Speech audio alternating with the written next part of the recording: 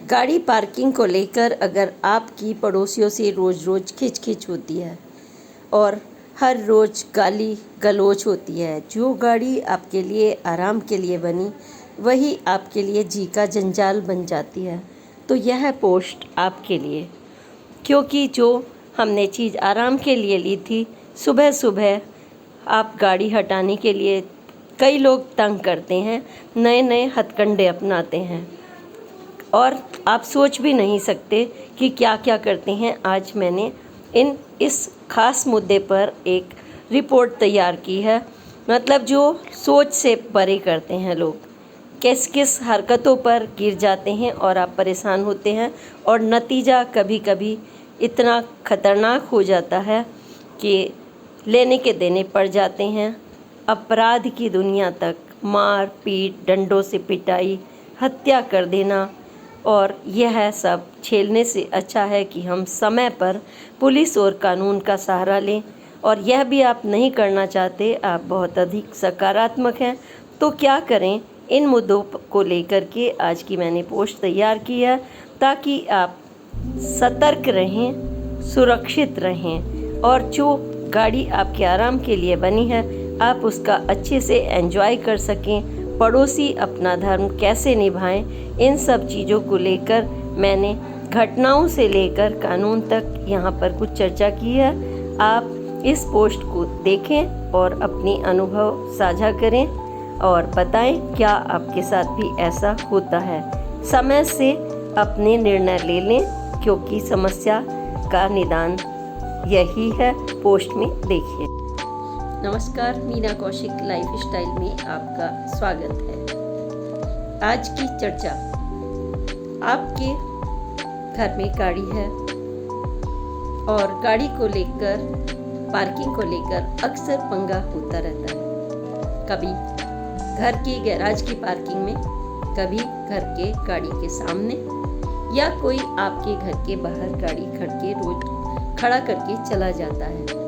यानी कि आए दिन आप गाड़ी को लेकर इतना परेशान हो चुके होते हैं कि जिंदगी नरक सी हो जाती है। आपके ऑफिस जाने का समय है, बिजनेस में जाने का समय है, मीटिंग है, मेहमान आने वाले हैं, घर में पूजा है, यानी कि कहीं आपका मन नहीं लगेगा। ऐसा हो जाता है कि जैसे गाड़ी लेकर आपने कोई पाप कर दिया और उस गाड़ी को लेकर के आप पूरे इतिहास के पन्ने तक भर सकते हैं।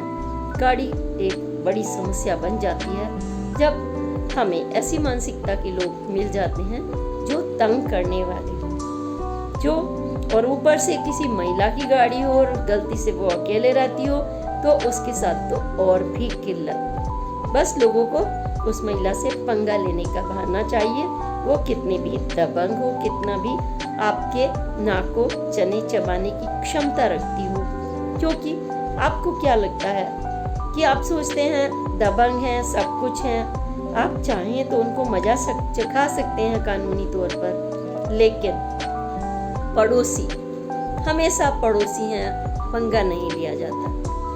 क्योंकि 24 घंटे साथ रहना है, बच्चों का, परिवार का, उठते बैठते, और ये दुश्मनी कहीं की कहीं जा पहुंचती है। आज यह चर्चा गंभीर चर्चा, तो क्या आप भी ऐसी समस्या झेलते हैं? अगर झेलते हैं तो यह पोस्ट आपके लिए। चलिए, इसकी शुरुआत तो मैं अपने से ही कर देती हूँ, क्योंकि गाड़ी खड़ी करने के ऊपर तो मैंने भी काफ़ी कुछ झेला है, और वो भी पूरी दबंग होने के साथ। ठीक है, उस समय मैं एडजस्ट कर लेती थी, सोचती थी, लेकिन जब देखा पानी ऊपर सर से जा रहा है तो फिर उसको मैंने भी अपने ढंग से टैकल किया। वही सब आज आपसे शेयर कर रही हूँ, ना सिर्फ मेरे एक्सपीरियंस बल्कि तमाम एक्सपीरियंस। अगर मैं कहीं की भी बात करूँ, उत्तर प्रदेश में गाज़ियाबाद ज़िले की बात करूँ, तो मात्र 21-22 दिन पहले की ही बात है कि गाड़ी खड़ी करने पर, और मतलब रक्षाबंधन की ही बात है, सोचिए कि बेटी अपने घर आती है, कितना शुभ अवसर होता है कि जब वो भाई के रक्षा सूत्र बांधने आई है। आप सोचिए, एक भाई का मिलन भाई का और बहन का मिलन शुभ मौके पर, और बाहर गाड़ी खड़ी कर देती है वो जो उसका पति है, और गाड़ी खड़ी करते हैं, ऊपर जाते हैं, और जब वो नीचे आते हैं तो मोहल्ले वाला कोई होता है, वो उनके आग बबूला हो जाता है, तुमने हमारी घर के सामने गाड़ी खड़ी क्यों की। मतलब आजकल पेशेंस कितना ख़त्म हो गया है लोगों का। छोटी छोटी बात पर आग बबूला होना, लाठी डंडे तक बरसा देना, ये खबरें तमाम खुलेआम आई। मैं इसकी आपको क्लिपिंग शेयर करूंगी कि कहाँ ये घटना घटी। तो गाजियाबाद की ही बात है, जब वो आई तो बाहर निकले वो, आदमी बबाई के लिए भी निकलता है वो, उस पर तो उन्होंने बाप बेटे ने निकल करके, जो बहन जिसको राखी बांधने आए थे उन्होंने कहा ये अच्छी बात नहीं है, पड़ोस में अगर आई हैं तो उन्होंने बीच में थोड़ा सा पड़े, बस फिर क्या था। दबंगों को तो जैसे मौका मिल गया हो, मतलब कई लोग इकट्ठे होकर आ गए, डंडे लाठी बरसाए बाप पर बेटे पर बहन के सामने रक्षाबंधन के दिन। यानी कि कितना असहनीय हो जाता है कि दूसरे आदमी इस तरीके के कृत्य कर बैठते हैं। यह एक घटना एक गाड़ी खड़ी करने पर। फिर वहीं दूसरी तरफ आपको मैं बताती हूँ, एक महिला ने मुझसे शेयर किया कि जो अपार्टमेंट कल्चर है, भाई गाड़ी खड़ी बाहर करेंगे तो भी मुश्किल है, चोरी चकारी, कोई बैटरी निकाल कर ले जाए, कोई पेट्रोल निकाल कर ले जाए, कोई शीशे तोड़ जाए, बच्चे उस पर स्क्रैच लगा कर चले जाएं, आसपास के कुत्ते उसकी छत पर चढ़ चढ़ के उसके तोड़ डालें, तमाम तरह की। यानी कि गाड़ी रखना कोई आसान काम नहीं है। गाड़ी की तो पूरी पता नहीं कितने फिल्में बन जाएं, वो भी कम है। मुझे लगता है आपने भी कभी ना कभी इस तरह की समस्याएं ज़रूर झेली होंगी। अगर झेली होंगी तो आप अपने एक्सपीरियंस हमें शेयर कर सकते हैं, हम कैसे टैकल करें। सबसे बड़ी समस्या ये होती है कि हमारा रुख क्या होना चाहिए ताकि बात डंडे लाठी तक ना पहुँचे और शांति से हम समस्याओं का निराकरण करें। ऐसा नहीं है कि हर वक्त शांति रहा जाता है और आपको कोई सर पे चढ़ता रहे और आप एक बेचारगी की हालत में हों। ऐसा भी मतलब कई पक्ष हमें देखने पड़ते हैं। तो बात करूं मैं अगर स्वयं की, तो काफ़ी लंबे अरसे की बात है, 1996 की। तो हम वहाँ किराए पर रहते थे, एक पार्क के सामने चारों तरफ जैसे अपार्टमेंट होते हैं उसमें। तब गाड़ी रात को आई, पत्रकारिता के बाद में अपनी गाड़ी वहाँ पर खड़ी करती थी, तो जो कुछ लोग कभी तो पहले आगे लगा देते थे या पीछे एक ने लगा दी। आपको काम पर जाना है, आपका काम ऐसा है, हम सबसे पीछे लगाएं तो फिर उनकी गाड़ी एंट्री करेगी, ये मुसीबत। और वो मतलब चाहे उनको 11 बजे जाना है पर वो आपके घर में 7 बजे आके डंडा कर देंगे आपको। आप मतलब आंखें मलते हुए आप नाइट ड्यूटी करके आ रहे हैं, लेकिन आपको उनको उठाना है क्योंकि उन्हें बस तंग करना है। क्यों करना है? कुंडी बजा के, हाँ क्या हुआ, आपको तो 11 बजे जाना होता है, हमें गाड़ी साफ करनी है। मतलब आपको इतना गुस्सा आता है, 1 दिन 2 दिन 4 दिन आप पीछे लगा रहे हैं तो वो कहते हैं कि नहीं आप पीछे मत लगाओ, हमें कभी भी जाना पड़ सकता है हमारे। और इस तरीके की समस्याएं आए दिन आती रहती हैं गैराज को लेकर के। चलिए यहाँ भी हम मैनेज करते रहे, मैंने मैनेज किया किस तरह से, चलिए उठ गए, जल्दी उठ गए, कोई बात नहीं जाना होगा सोचा मन में। लेकिन हद तो तब हुई कि जब हमने सुबह देखा तो टंकी भरवा के लाए थे रात को और गाड़ी चलाई तो ड्र पेट्रोल बिल्कुल नहीं है, नीचे पेट्रोल गिरा पड़ा है। पेट्रोल नीचे क्यों गिरा? लीक नहीं थी गाड़ी, मैं तो ठीक चला के लाई हूँ, क्या दिक्कत थी? चलिए चेक कराया, किसी को बुलाया, वो ठीक थी, क्या हुआ ऐसा। फिर अंदाज लगाते हुए मैंने सोचा वाच करेंगे विंडो से अगले दिन। तो एक दिन किया तो उसने कुछ नहीं किया, तीसरे दिन उसने फिर हमने वाच किया तो उसकी हरकत सामने आई।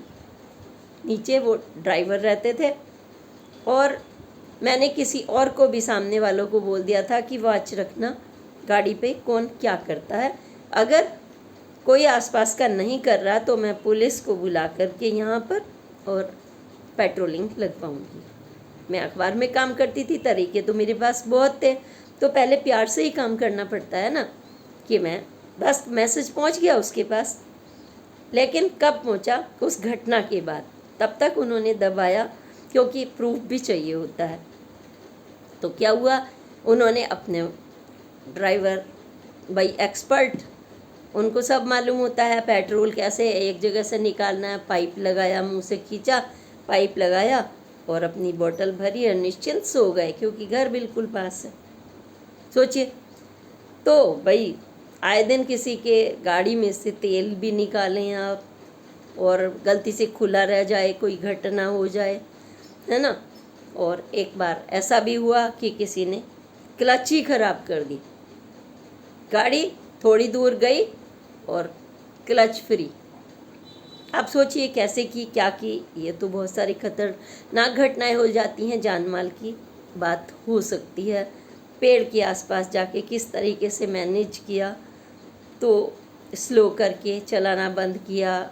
एक पेड़, लकीली आसपास पेड़ था, वहाँ गाड़ी को रोका गया, कैसे कैसे करके ठीक कराई गई। तो ऐसी मतलब खराब घटनाएं घट जाती हैं, ठीक है। तो सुकून से फिर हमने क्या किया, उसके पास बैठ के जाके शांति से पहले घर में वाइफ से बात की और बताया, अपना परिचय दिया कि मैं क्या हूँ, एक मामूली औरत समझने की गलती मत करना, ठीक है।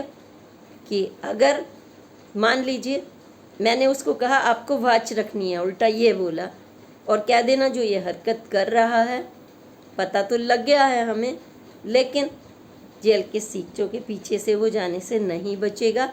आपको भी वॉच रखनी है और ऐसा जेल जाएगा, ऐसी धाराएं लगेंगी। इनडायरेक्टली बताना पड़ा, क्योंकि कानून तो हम सब के लिए बना है ना। तो वहाँ से हमने टैकल किया। और एक इससे पहले हम एक जगह रहते थे, करोल बाग की तरफ, तो वहाँ किसी ने कहा था इस मोहल्ले में मत रहना, वो आपके स्टैंडर्ड का नहीं है।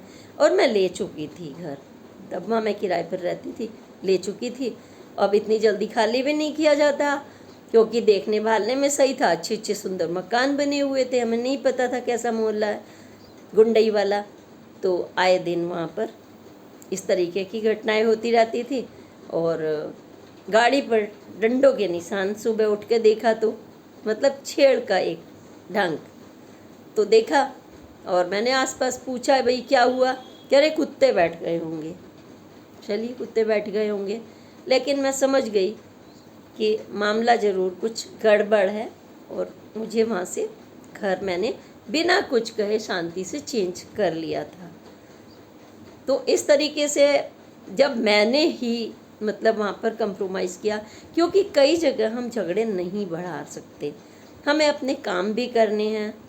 और कहते हैं ना, एक कहावत है, लुच्च बड़ा परमेश्वर से, यानी कि लुच्चा व्यक्ति परमेश्वर से बड़ा होता है। कुछ भी कर जाएगा वो, भगवान भले ही उसको बाद में सजा दे दे, लेकिन वो अपनी गुंडई तो कर ही जाता है। इसलिए हमें सोच सोच कर कदम रखना होता है। कि जैसे हमने गाड़ी खड़ी की, तो हम वहाँ क्या कर सकते थे, क्यों उनमें आपस में झगड़ा हुआ, पड़ोस के होंगे, आए दिन कुछ कुछ खिट होती होंगी, उन्होंने उनको लात घूसे डंडों से राखी के दिन उनको गाड़ी पर कर दिया। तो ऐसी चीज़ों में कई बार हमें क्या करना होता है, कुछ स्टेप हमें सोच समझ कर भी लेने होते हैं, क्योंकि जब हम किसी पर गुस्सा करते हैं तो सवाल हमारी दबंगियत का नहीं, आपके परिवार और आपके सुकून, आपकी जॉब, आपके समय का भी होता है। आपका समय कितना उपयुक्त है और आप क्रिएटिविटी के साथ कितना काम कर पाएंगे। क्योंकि आप बाहर रोड पर खड़ी खड़े रहे हैं, तो जो बच्चे घूम रहे हैं स्लम्स से घूमते हुए, कोई भी जा रहे हैं, तो वो ईंट लेके पूरी आपकी नई गाड़ी ब्रांड आपने ली है, अब वो खरोंच मारते हुए चले जाएंगे मज़े से। और फिर यही नहीं, यहीं पर नहीं टिकता, आपने रोड पे खड़ी की है, तो जो चोर होते हैं, दिल्ली में तो तमाम जगह ऐसी घटनाएं होती हैं, मैंने स्टोरी की थी इस पर भी, कि जो बच्चे होते हैं और जेलों में बंद बच्चों से भी ये काम मतलब सोच लीजिए उनसे भी कराया जाता है। जो छोटे मोटे अलीपुर की साइड में वैसी घटनाएं सामने आई थी अखबारों में कि कैसे उनको इन्वॉल्व करने के लिए उन बच्चों को, मान लीजिए छूट गए हैं वो बड़े बच्चे, उनकी जेल पूरी हो गई है, तो वो बच्चे दूसरों को कैसे ट्रैप करते हैं। उनसे कहेंगे कि ये गाड़ी की रेड लाइट खोल के लाओ, पेंच लेके, या तुम नहीं लाए, बच्चा कहेगा मैं क्यों चोरी करूं, गली मोहल्ले का खेल रहा है, कंचे खेल रहा है, उसको इन्वॉल्व कर लिया, हम तुम्हें 10 रुपये देंगे। लालच में आ सकता है, आइसक्रीम खा लूँगा, समोसा खा लूँगा, है ना, 50 रुपये देंगे या देंगे, और वो नहीं काबू में आया आपके, तो फिर वो कहते हैं कि ये चोरी कर रहा था, वो शोर मचा देते हैं। चोरी वो खुद करवा रहे हैं, वो शोर मचा देते हैं, और फिर उन बच्चों को जेल जाना पड़ता है। तो ऐसी भी घटनाएं होती हैं, और आपका सामान भी नुकसान होता है। आपके शीशों में स्केल डाल करके आपके लैपटॉप ले जाना, पैसे ले जाना, आपके एसेसरीज वहाँ से चोरी कर लेना, पेट्रोल चोरी कर लेना, बैटरी निकाल देना, एक पूरा इतिहास गाड़ी का बनता है। और तब में 96 में से और आज तक तो बहुत ज़मीन आसमान का अंतर आ चुका है।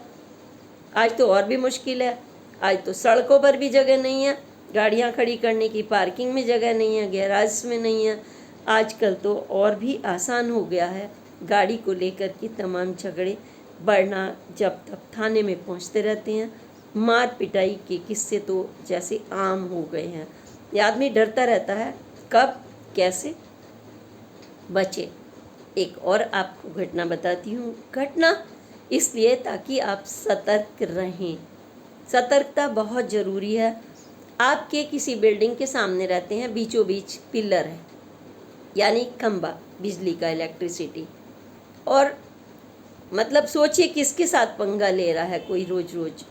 वो वहाँ से जेंट्स में पत्रकार और बहुत अच्छी नेचर के सीनियर लेवल के पंगा नहीं लेना चाहते वो भी, क्योंकि मोहल्ले की बात है। हर वक्त यही बात कि मोहल्ले की बात है, जैसे कह देते हैं ना कि घर में लड़ाई हो रही है तो घर की बात है।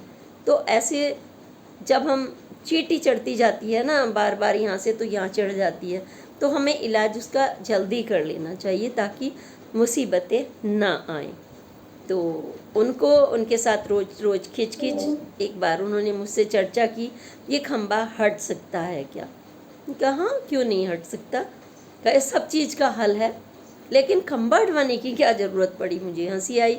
तो उन्होंने बताया कि देखिए रोज़ रोज़ कोई पड़ोसियाँ, और अब बीच में गाड़ी या तो इधर खड़ी होगी या इधर होगी, क्योंकि बीचों बीच कोठी की जितनी उनकी जगह है तो उसमें दिक्कत आती है, और वो रोज़ लड़ाई करने लगती है और इनडायरेक्टली गालियाँ भी सुनाती है वो महिला। तो मैंने कहा ठीक है, मैं ट्राई करती हूँ, ठीक है। तो उनके लिए एप्लीकेशन वगैरह दी गई, वो लॉन्ग प्रोसेस होती है।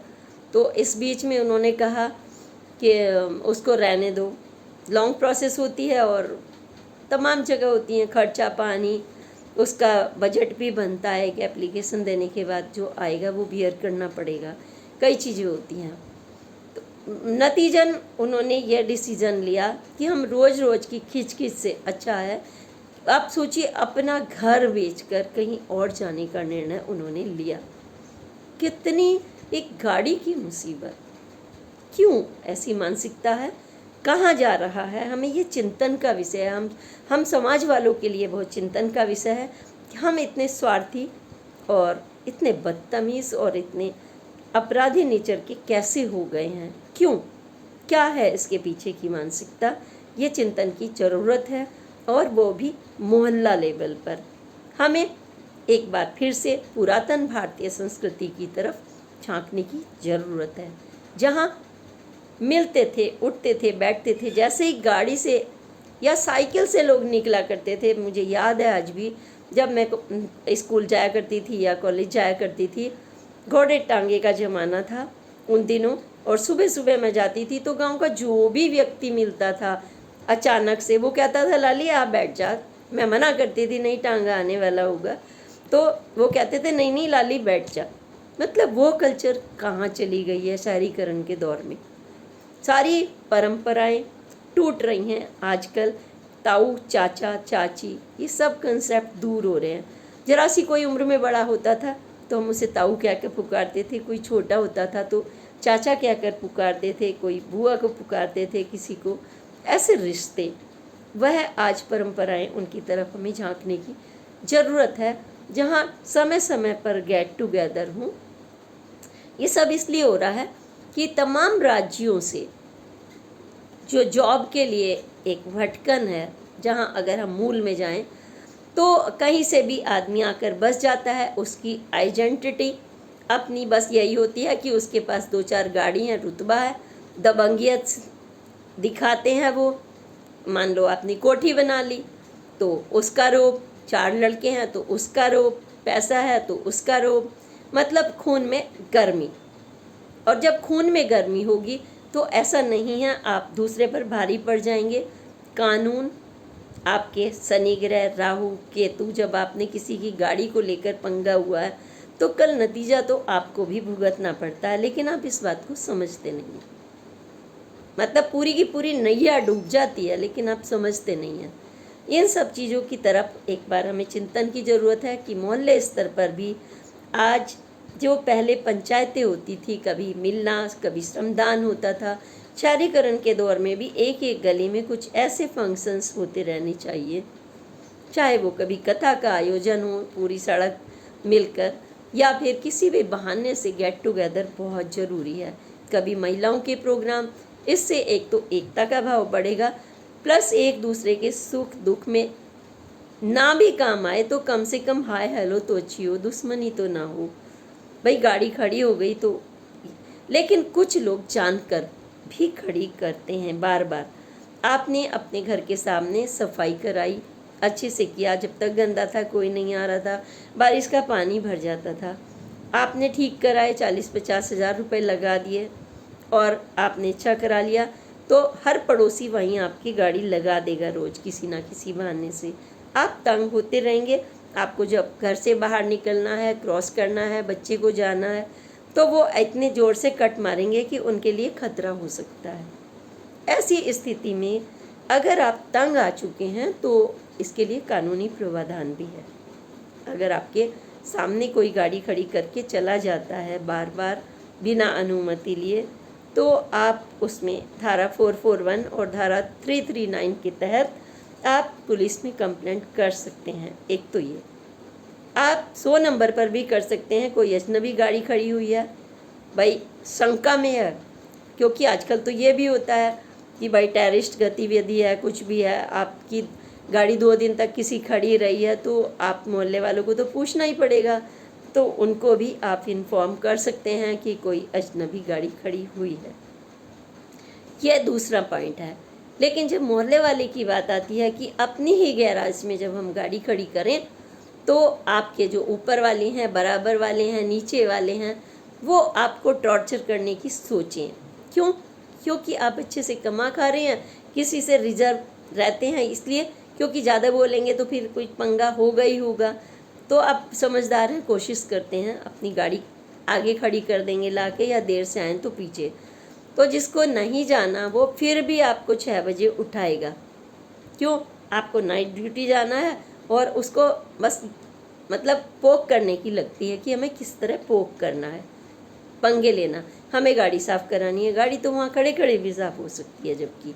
तो एक के बाद एक पंगे लेने की जो लोगों की नेचर है, मुझे लगता है आप ज़रूर इस तरह की किल्लतें झेलते होंगे, क्योंकि गाड़ी में मैंने स्वयं देखा, सुना, अखबारों में इतना कुछ पढ़ा है। कानपुर में ऐसे ही मैं अभी क्लिपिंग पढ़ रही थी थोड़ी देर पहले, डंडे बरसा कर देहात में गाड़ी खड़ी करने पर वहाँ पर उनको दोनों भाइयों को सगे डंडे मार मार कर मौत के घाट उतार दिया।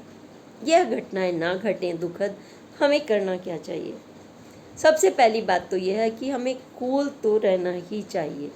सामने वाला गुस्सा कर रहा है, ठीक है भाई, वो दबंग है, आप कितने ही दबंग हैं, लेकिन आप कूल नेचर के हैं, अच्छी और सकारात्मक सोच के हैं, तो आप शांति से उसको कह सकते हैं, सॉरी भाई, आपके घर के सामने गाड़ी खड़ी नहीं होगी। हाँ, अगर आपके घर के सामने बार बार वो खड़ी कर रहा है और आपके संकेत नहीं समझ रहा, तो आप कह सकते हैं कि अजनबी गाड़ी खड़ी करने के लिए बिल्डिंग वालों ने मना किया है, फिर भी कोई नहीं मानता, तो आप पुलिस में बता सकते हैं कि इस तरीके से उन्हें समझा दीजिए। क्योंकि अगर पुलिस में भी नहीं जाना चाहते, मान लीजिए आप और ज़्यादा सकारात्मक हैं, तो आसपास के आरडब्ल्यू होता है, उसमें क्योंकि उनको रहना ही होता है, तो समाज की बात होती है, कई समाज जुड़े हुए होते हैं, कई बार उनको मीटिंग में बुलाया जाता है, गाड़ी के स्टिकर के लिए बुलाया जाता है, तो उस समय उनको बुला करके ये बात कानों में डाल के मीटिंग में बताई जा सकती है कि इस तरीके की जो आपसी है पड़ोसी के साथ उचित नहीं है, आपको भी पड़ोस में रहना है और उनको भी रहना है, बात को चाहे किराएदार हूँ या मालिक हूँ या कुछ भी हूँ, इंसानियत का तकाजा यही है। इस तरह से अगर हम एक्सपोज नहीं करते तो आए दिन पंगा खिच उधर आप परेशान हो रहे हैं, उधर दूसरा पोक किए जा रहा, तो नतीजा तो फिर एक ना एक दिन यही होता है। तो घर छोड़ना या फिर उसको सहते रहना या फिर गुस्सा करना, इन तीनों में से कोई इलाज नहीं है, बल्कि हमें इस पर चिंतन कर लेना होता है, क्योंकि हर मोहल्ले में कुछ ना कुछ गणमान्य व्यक्ति होते ही हैं जिनकी पुलिस भी आराम से सुनती है और समझा जाती है। समझाने के कई ढंग होते हैं, है ना, और इस ऐसे ढंग होते हैं कि आदमी को समझना ही पड़ता है।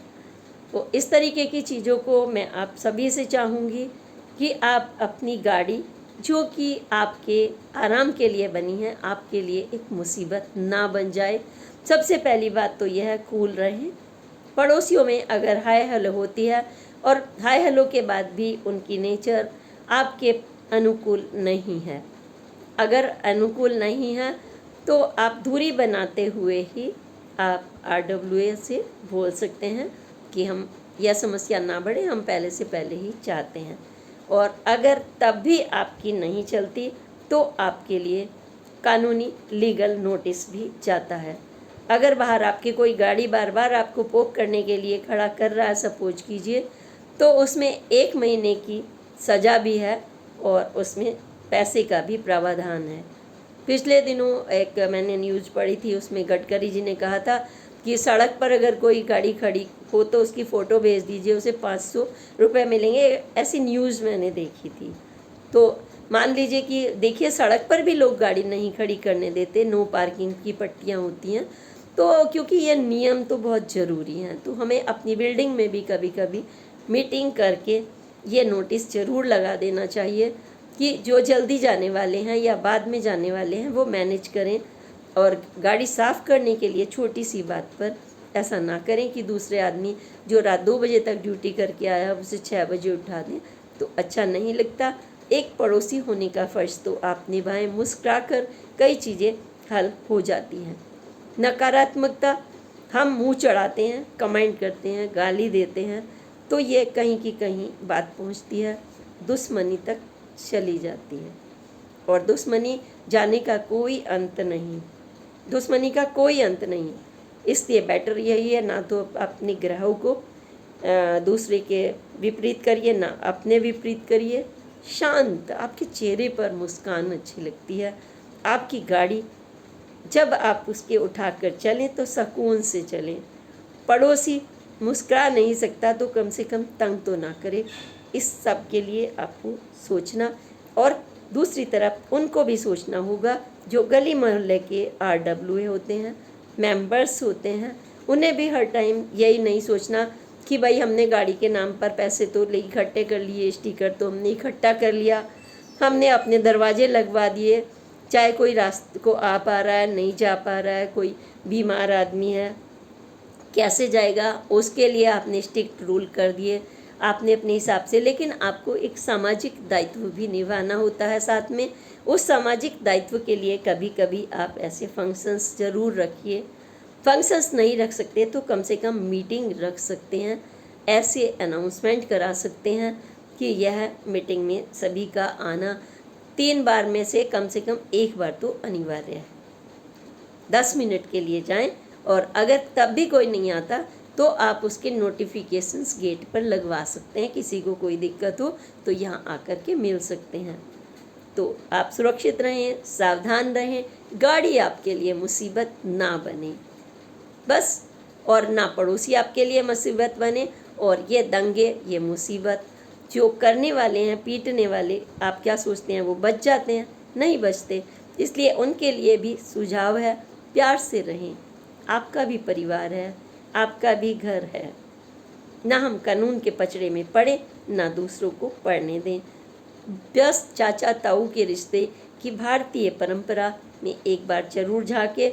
इसी के साथ मैं कहूँगी कि अगर चैनल को आपने सब्सक्राइब नहीं किया है और आपके अनुभव हैं और मेरे तमाम जनहित के जो मुद्दे हैं, पत्रकारिता, पुलिस, सामाजिक, RWA से संबंध, हर किसी से मुझे मिलना होता है। बहुत लंबा अनुभव, गांव से लेकर विदेश स्तर तक, और सबसे मिलना कानूनी रूप से भी, कोर्ट से भी, और महिला आयोग से भी, RWA से भी मेरा होता रहा है। तमाम केस मेरे सामने आते रहे हैं, उनका मैं हिस्सा रही हूँ और अभी भी होती हूँ।